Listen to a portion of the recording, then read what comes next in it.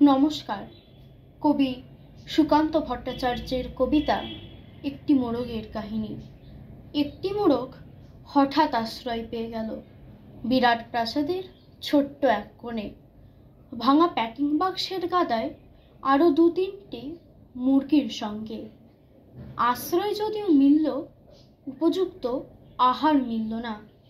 সুতীক্ষ্ণ চিৎকারে প্রতিবাদ জানিয়ে গলা ফাটালো সেই মোরগ ভোর থেকে সন্ধে পর্যন্ত।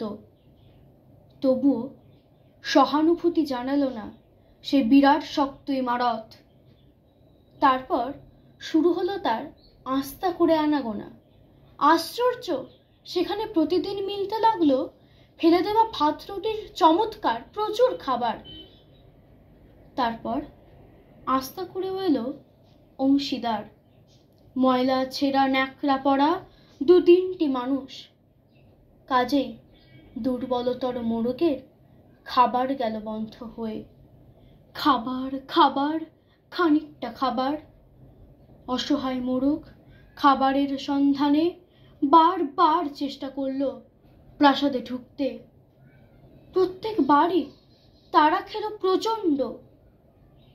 অসহায় মোরগ ঘাড় উঁচু করে স্বপ্ন দেখে প্রাসাদের ভেতর রাশি রাশি খাবার।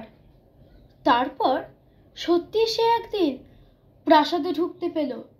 একেবারে সোজা চলে এলো ধপধপে দামি কাপড়ে ঢাকা খাবার টেবিলে। অবশ্য খাবার খেতে নয়, খাবার হিসেবে। নমস্কার।